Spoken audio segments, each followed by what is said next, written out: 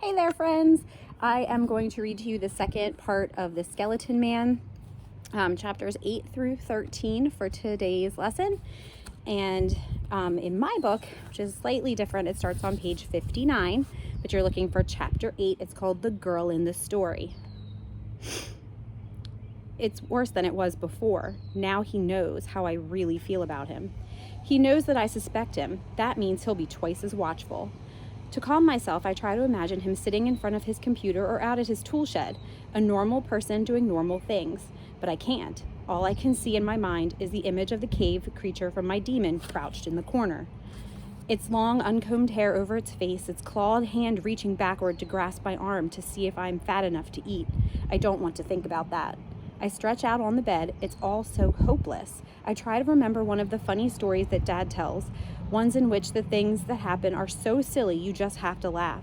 Some of them are old stories, but are about things that happened to him when he was a kid, like the time when he talked to his little brother into jumping into a muddy pond with all of his clothes on to try to catch a turtle. Then, realizing his little brother was going to get into trouble because he'd gotten his clothes dirty, Dad jumped in too, so that both of them would be in trouble. That way the trouble would only be half as bad for each of them, Dad explained. Maybe that doesn't sound funny to you, but the way Dad told it always made me laugh. Thinking about it, I almost do laugh, until another thought comes to me. I may never hear my father's voice again. Then the little smile I had starting to form on my face disappears. I'm so sure I won't be able to sleep that it surprises me when I realize I'm dreaming again. I'm no longer in the room that has never been mine. Instead, I'm standing in a forest. I know I haven't gotten there by sleepwalking. Even if the door had been unlocked and I'd found my way out of the house, I could have never found a place like this in the waking world. The trees are so big, bigger than the redwoods of California that I see in pictures. There haven't been trees that big around here in central New York for 300 years or more. The trees are not the only clue that I'm somewhere other than the usual waking world. The two figures who stand in front of me make it more than clear I'm back in that dream. One of them is the same rabbit I saw before. It's a snowshoe rabbit. It wears its summer coat of brown, not the white of winter, and it puts on when the snow is on the ground. It's more than twice as big as the little cottontail rabbits that sometimes see around the edge of the school playground by the patch of woods. The other one is me. How strange to be me, looking at me. I blink twice at that, but there are subtle differences. The other me has skin that is a little more tanned than mine. Her hair is longer, and there's a little scar on her cheek just below her left eye, as if something sharp, a knife or a claw, cut across it once. She's also dressed the way I remember being dressed in my dream of the cave. Moccasins, deerskin dress, braided rawhide bracelet on her wrist. I stare at the bracelet, and I remember my mother telling me about bracelets like that the Mohawk children used to wear to make sure they woke up safely from their dreams. I blink my eyes again, and the other me is gone. Or is she? I'm standing next to the rabbit now. There are moccasins on my feet, there are a rawhide bracelet around my wrist, and I'm wearing her deerskin dress. My deerskin dress. I'm in someone else's story, I blurt out. No, little sister, says a kind voice at my feet. It's not someone else's story. I look down at the rabbit. What? I say. This is your story now, the rabbit continues. But even though it's your story, you are not safe. You must be brave. Your spirit must still remain strong. For some reason, that makes me angry. After all that's happened, I didn't need some furry Oprah Winfrey to tell me I need to get my spiritual act in order. Is that all you've got to say? I asked the rabbit, clenching my fist. That I'm in trouble? Don't you think I know that? The rabbit hops close to me and places its front paws on my feet and looks up at me. Little sister, it says, I'm here to tell you something. What? I ask, in a voice that is no longer angry, a voice that is small and halting. Your parents, the rabbit says. They have been buried. No, I whisper. They can't be dead. I want to shout, but to do that I would have to catch my breath, and right now it feels like I can't breathe at all. The rabbit's paws are patting my knee. Little sister, the rabbit says, I did not say they were dead. If they were dead, then you could not help them. They are buried, but not dead. Buried but not dead? How can I find hope in that? And if I can't understand what it means, how can I help them? I'm confused and I want to ask the rabbit to explain, but before I can do so, it's gone. I sit up looking for the rabbit, reaching for it, and find myself grasping the blankets of my bed. Chapter 9, Pictures. I was interviewed today by a bunch of people. The nurse, the school psychologist, Miss Rudder. They think my problem may be a chemical one and that I need counseling. They think that my story about my uncle was brought on by stress of uncertainty combined with my already imaginative personality. Luckily, I didn't tell them about the rabbit dream. Miss Shabbos talks to me after school about it about it all. If you ask me, which doctors know more about people than some of them these professionals, she says. If there's a problem, throw a prescription at it. That's all they seem to know lately. I wonder why she's talking to me this way. I don't think most teachers would. Miss Shabbos is not most teachers. But when she likes someone, trusts someone, she really talks to them. I never realized before how much she likes me. Honey, she says, I don't care if they didn't find any lock on your door. My bones tell me something's rotten in the state of Denmark. We got trouble right here in River City. Comprende? I nod. Part of me wants to jump up and down, pump my fists in the air and yell, yes! But even though I have an ally now, there may not be much she can do. Plus, I'm still sick and confused about what I heard in my dream. Those words the rabbit said, my parents are buried. Listen, Miss Shabbos whispers, breaking into my thoughts. I'm not saying to do anything stupid, but bring me something solid to make your case. I'll move heaven and earth to get you away from that man. Just be careful, hear me?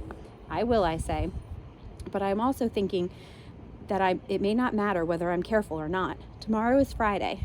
Whenever I think of that, I start feeling even more scared. I'm the last one to get on to the bus. The driver's not happy that he had to wait for me, but Miss Shabbos called down and told him to hold on till I got there. A truck pulls up behind the bus and I get on. Men climb out carrying toolboxes and equipment like drills, power saws, big wrenches, and cable cutters. The school's being hooked up to the information superhighway. They'll be here again tomorrow to finish after the weekend. The weekend, that begins tomorrow afternoon. By the time I get to the house, I'm just about overcome by a feeling of dread. It doesn't help that the days are getting much shorter now and it's almost dark already. As I open the door and go inside, a little shiver goes down my spine. Hello, I call. No one answers. I look into the kitchen. No note telling me to eat. I wonder if something is wrong. Something more wrong than usual, I should say. I walk back into the hall and I notice the door to my uncle's study is open. It is rarely open and it draws me like a moth to a flame. Step by step, I walk down the hall. I'm trying to stop myself, but I can't. The only thing I seem to be able to do is go more slowly so that my steps don't make the floor creak like it would if it went faster. I try to walk the way my father taught me that our Mohawk ancestors would when they wanted to go through the forest without making any noise. My elbows close to my sides, my hands held out in front of me. I place one foot down slowly, then another, until I reach the study door. It's a small room. My uncle isn't there. There's no place he could hide. His chair is pushed back from the desk as if he suddenly had to go somewhere. I can see, though, through the one window at the back of the room and out into the yard. The tool shed is open and the light is coming out of it. That must be it. For some reason, he had to get up and go out to the shed to do something. I turn around now. I should not go into the room, but I still do. There's a color laser printer next to the computer, the kind that does really high quality prints on heavy glossy paper, just like regular photographs. But what attracts my attention are 3 small TV monitors on the shelf above the computer. Take another step closer, and I freeze. I feel as if I've been kicked in the stomach. I'm unable to move. My mouth is open and I think I'm about to scream, but I don't. Instead, I will myself to thaw out, tell my feet to start moving me up and out of that room before my uncle comes back. I get up the stairs. I'm just opening the door to my room when I hear the front door open. Where are you? My uncle calls, his raspy voice just a little out of breath, maybe a little worried. Where are you? He calls again, louder this time. Up here, I call back. I don't feel good. I'm going to bed. His heavy feet are coming up the stairs faster than usual. I shut the door before he gets to me. He's breathing hard, waiting outside in the hall. He doesn't speak, and neither do I. Finally, he snicks the lock and goes back downstairs. I crouch in the corner of the room with my arms around my legs. All I can see, even when I close my eyes, are the pictures on those TV screens.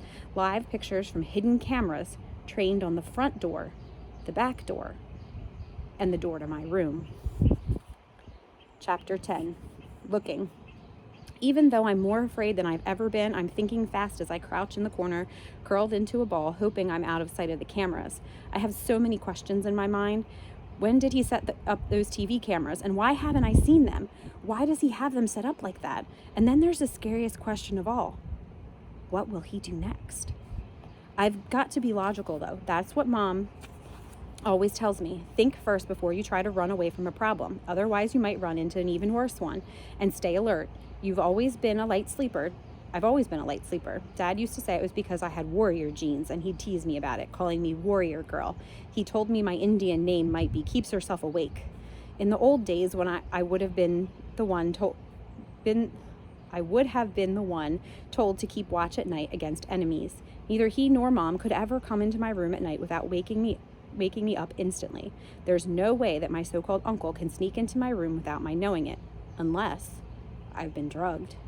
But I haven't felt strange since that first night, and I've stayed away from the food. I'm certain now that the person who calls himself my uncle is an imposter at best, and something more terrible at worst. I begin to think of my dream, of the similarities between the creature fattening the girl up and my uncle, the skeleton man. He's a modern day skeleton man, and this house is his cave. A glimmer of hope appears to me. If it really is like my dream, maybe I can find an answer in my dreams about what to do. It's too cold in the corner, and it's hard to think there. I get up and climb on the bed and let my head fall back onto the pillow. I start remembering back to the times I've come awake at night since I've been here. Lots of times now that I think of it. And every time it's been because I've had the feeling that I've been watched. I just opened one eye slowly, just a little, not enough for anyone to notice I'm no longer sleeping. My whole body has been awake and waiting to act each time I've done this, but I've never seen anything. There has never been anyone else in my room, never. But maybe there's a TV camera set up to look at me in here too. Maybe the monitor for that camera is in his bedroom, down the hall. I look up at the ceiling. Up there is where it must be. We've learned about fiber optics in school, and I know just how small that opening can be for a lens, no more than a pinhole.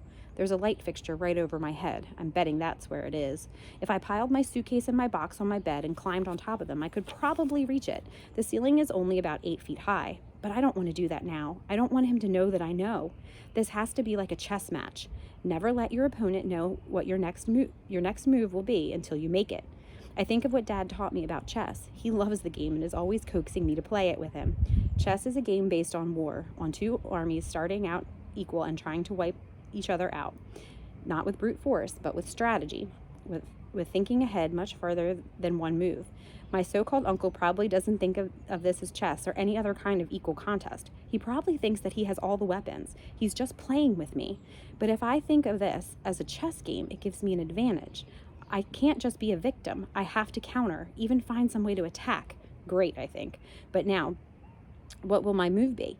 I know that I have to make one, and it has to be a good one. Something my dad said comes to me. Some of the Mohawk warrior wisdom he's always teaching me. It doesn't matter if you're the hunted or the hunter. Sometimes the most important thing you can do in a tough situation is keep quiet, breathe slowly, and think. So that is what I do. Sit quietly for a long time. Finally, I think I know what to do. First of all, I don't take off my clothes. I just slip off my sneakers and socks and crawl under the sheets. I pull the blanket over my head like a tent. I know this isn't any real protection, but it makes me feel safe. And it's like when I was a little kid and used to make pretend longhouses under the card tables draped with curtains. No one could see me. Help me, I whisper as I settle down to sleep. And this time, it's not a generalized plea to the universe. I'm speaking to my dreams. Chapter 11, Running. As I hide under the covers, I feel as if I'm never going to go to sleep. The thought that the eyes might be watching me, that a camera might be looking down from overhead, makes me as tense as a guitar string about to be plucked. I close my eyes tight against the thought and clench my fists. I'm not just scared, I'm also angry and frustrated. How am I ever going to fall asleep? Suddenly the covers are whisked away from me. I jump up with a yell and I'm ready to resist however I can. I'll kick, I'll bite, I'll scratch. Even though my so-called uncle is bigger than me, bigger than I am, I won't give up without a fight. I blink my eyes, trying to breathe the shadowy world into focus. Step back with my hands still held up and bump into something big and hard and rough. I spin around and find myself face to face with the trunk of a giant tree. A tree? How did a tree get into the room? And for that matter, where has the room gone? Little sister, says a voice from behind me. It's not a human voice, yet it is a voice I welcome. I know who it is even before I turn around. As I do, I realize I'm back in the deerskin clothing with moccasins made of thick moose hide. Little sister, the rabbit says again. This time it sounds impatient, as a parent waiting to get the wandering attention of a child. Yes, I say. You must keep running, the rabbit says. It points with its left paw toward a direction that I somehow know to be the direction of the sunrise. The one who seeks to devour you is close on your trail. Follow me. The rabbit begins to run and I follow close behind. I've only taken a few steps when a scream splits the night. It is so terrible and so close that I stumble. but I don't fall. I just run harder. The rabbit is leading me through the dark forest, and there's just enough light from the moon, her face like that of a grandmother trying to help her little ones see their way. She isn't just lighting our way, though. I can hear heavy feet thudding behind us. We run and run. We run through a glade of great pine and cedar trees and down a hill into a ravine thick with brush. We force our way through tangles of saplings and blackberry bushes. We leap over fallen logs, flash through a swamp thick with ferns, climb one hill and then another. How long we run, I don't know. I seem to be able to run without getting winded as I would in the waking world, but we are not getting away. The heavy feet keep thudding behind us. Then I begin to hear something else. It is water. The rabbit leads me headlong down a trail that looks familiar to me. I've been in this place before, not in my dreams, but in the waking world.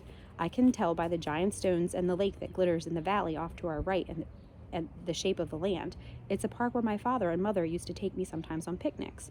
It's only about 2 miles from the house of my so-called uncle, but things are different. In the waking world, there are roads and sidewalks and benches. Here there are only old tall trees and a deer trail. Still, I know where we're going, toward the river just above the big waterfall. Moonlight gleams on the river just ahead of us as we begin to scramble down the steep slope. The river is higher than I've ever seen it before, but the swinging suspension bridge that I've always loved, the bridge I've crossed so many times, is not there. Of course it's not there, a voice inside me says. It's so long ago, even if it isn't far away. But if there is no bridge, how are you going to get across the river? We're right at the bank now, and the rabbit stops. It stands up to its full height, looking one way and then the other, as if confused. Did I expect a bridge to be here too? What kind of spirit guide is this rabbit anyhow? What can I start to say, but I don't finish my question. The howl that rips apart the night air is so loud, so full of hunger that it makes me spin around and fall to one knee. The creature is there on top of the slope above us. He's no more than 100 yards away from us, and the light of the moon that shone so gently on me is stark and hard in the way it lights up the creature that looms there above me. He is taller than a tall man. He wears tattered buckskin clothing that hangs off of him in shreds, but he has no need of clothing to warm his flesh, for whatever flesh he once had is gone. Skinny white bones can be seen through the rips in his buckskin shirt, and his head is a glistening skull. Even though he is a skeleton, he has eyes. His eyes are green and burn like strange flames, and there is a darkness about his teeth that I'm sure is dried blood. The creature turns his head as if sniffing the air. Then he stares down towards us, and he opens his mouth into a wide grin. He raises his arm and points down toward us. Correction, toward me. For when I look for my spirit guide, I realize that the rabbit has disappeared. My niece, the skeleton man cries in a voice that's both a scream and a whisper. I am coming for you. I'm ready, more than ready, to wake up now. Chapter 12, Across the Log. As the skeleton man starts down the hill toward me, he seems to have a hard time keeping his balance on the steep slope. Waving his long arms, he begins to slide. His bony feet are too slippery. He begins to fall, and then crashing through the brush and fallen limbs, he rolls right past me and splashes into the river. We have to keep running, says a voice next to me. I look down. It's the rabbit. Where were you? I ask. I was really upset that it deserted me. I knew the creature would fall, the rabbit said. That is why I took us down this trail. But he has not been killed. He will climb out of the river again and follow us. Hurry, I have found a place where we can get across. The rabbit starts up the trail, and I hadn't noticed before. We climb higher and higher. A roaring sound is getting louder and louder. Then I realize what I'm hearing, and I know where we are. We're going up toward the top of the falls where the river is narrower, and there's another bridge there in my time, one that a road goes over. But what will be there now? I'm panting hard when we reach the top of the steep trail. Oh no, I say, as what I have to cross. Oh yes, says the rabbit. I look hard at the rabbit, for it sounds as if making fun of me, but all it does is keep pointing with its paw toward the place where we must go. There it is, nothing more than a dead tree that has fallen across the river right over the falls. Even though the tree was tall enough to reach the other side, its trunk isn't that thick. Going across will be like walking on a tightrope. The moonlight glistens on the white foam of the water striking the rocks far below. It's a long way down. I've heard that when you fall in a dream, you always wake up before you hit the bottom. I don't want to find out if that's true.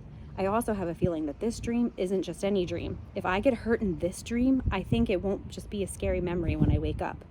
If I wake up. I want to protest again, but there's no time. The rabbit is already halfway across, and I know I have to follow. I've never been afraid of heights. After all, I'm the daughter of a Mohawk man who worked on the high iron before he went into the banking business and met my mom. My dad and other Mohawks like him built places like the World Trade Towers. But even though I'm not usually afraid of heights, I've never done anything like this before. Maybe I think I could crawl across. I stand there, not ready to put even 1 foot on the tree trunk. Hi! The scream is now so close that I am on the log before I have time to decide whether or not to go over it upright or on my stomach with my legs wrapped around it. I don't walk across, I run. Maybe it's foolish to turn around and look, but when I do, I see I was almost too slow. Skeleton Man is there, standing on the other bank, one bony foot already on the log. He holds out his arm and points at me. My niece, he whispers, I'm coming for you. The rabbit nudges my leg with its paw. Don't run now, the rabbit says. Wait. The skeleton man is coming across the log, taking 1 step at a time. His eyes are boring into mine. I feel as if I'm being hypnotized, but I can't let that happen. I know what I have to do. Another step, and I still wait. Another step, another, and now he's in the middle. I tear my eyes away from him and go down on one knee and push the end of the log as hard as I can. No, the skeleton man howls, but he's too late. The end of the log slips off the bank into the water, twists as the current catches it and goes tumbling over the falls, carrying skeleton man with it toward the sharp rocks below. I open my eyes before he hits the bottom. It was all a dream, the whole thing. I'm safe in my bed and it's morning, and I feel great. I can see a crack of light coming through the closed curtains. I jump out of bed, throw open the curtains, certain that I'll see my mom's autumn flower bed with its bird baths and feeders, my old swing set, and the little willow tree Dad and I planted. But the morning sunlight doesn't show me that at all. My heart sinks again, and I see below me a dreary backyard where nothing wants to grow, and a tall, bent-shouldered shape of my uncle walking towards his tool shed. I step back from the window before he can catch a glimpse of me, and I sit down on the floor. Nothing has changed. I get up and I go into the small bathroom. I try not to think about the possibility of another camera being in there, but just in case, I keep a big towel wrapped around me as I wash up and get dressed. Chapter 13, Tomorrow. As I walk into Miss Shabbos' classroom, she gives me a very big smile and mouths the words, "We'll talk later." I nod to her and smile. The door to my room was unlocked this morning after all, just like every other morning. Breakfast was waiting for me on the table, a blue bowl with cornflakes in it, a glass of milk, and a smaller glass of orange juice, all so neatly laid out that it looked like something in one of those old situation comedies about happy families that they rerun on cable, except no mother and father, and my so-called uncle was nowhere to be seen. I sat down just like a normal kid. Then I looked around furtively in every direction and shoved all of the food into my backpack. And now I'm safe at school. Everything is like it always is here. The only thing different is the workmen. They're sloppy, leaving their tools all over the place. And here I am in my own classroom in a place so safe feeling that it's unreal to me. I look around, blinking my eyes to make sure I'm not imagining it. Will Miss Shabbos believe me when I tell her about my seeing those television monitors, or about the camera I think may be hidden in my light fixture? Will that make me sound ultra paranoid, or what? I know she's on my side and I want to tell her, but then I also know what the rabbit told me in my dream about my parents being buried and I have to save them. If I tell Miss Shabbos about the cameras, she'll take me away and then I won't be able to save them. Somehow I feel that I have to do it by myself. Today Miss Shabbos doesn't forget to sing. It's that song about Annie that I sang to myself to sleep with. Tomorrow, she looks right at me as she sings about how it's going to be better on the day after this one. I know she's telling me that she's still on my side, that I have to buck up, keep a stiff upper lip, and not give up the ship. She loves songs and stories that have upbeat endings. Mention the Titanic to most people and they think of the tragic love story. Mention it to Miss Shabbos and she will start belting out something from the unsinkable Molly Brown. Molly, just like me, except I'm not named for some survivor of a shipwreck. I'm named after Molly Brant, a Mohawk warrior woman from the 18th century. Back during the American Revolution, my mom told me, one word from Molly Brant went further than 1,000 words from any white man. No one ever got the best of Molly Brant. For some weird reason, Miss Shabbos and her Up With the People singing helps me. Corny but sincere is her style, and it's just what I need this morning. I want to get out of my seat and walk up and hug her while she's singing, and instead I just give her a thumbs up sign when she's done. She winks at me, but when the time comes for us to talk, I still don't tell her anything. I need her to be on my side, and I'm too scared she won't believe me. Nothing new, I say, which is true. It's just that now I know my so-called uncle has been keeping watch on me through a camera lens. Will you be okay over the weekend, honey? The weekend starts tonight. Every kid in America is looking forward to the weekend. I have a feeling that whatever awful thing he has in store for me is going to happen tomorrow. I swallow hard and make myself smile. I'll be fine, I say. Should I come over and check in on you? If you have time, I'll make time on Sunday. And that's how we leave it. She'll call my so-called uncle after school and let him know she's going to come over on Sunday. She's going to take me out for lunch and a visit to the park. If nothing else, it will let him know that someone is watching, and if he won't get away with it. But a small measure of relief is short-lived. Maybe I think he doesn't care if he gets away with it. If he's crazy or evil, maybe getting caught won't bother him. If he gets caught after doing whatever he plans to do to me, that won't help me much, will it? Sunday. That leaves all of tonight and tomorrow night. Sunday may be too late for me. What do you guys think is going to happen to Molly? Do you think she's going to be able to outsmart her uncle and get something done?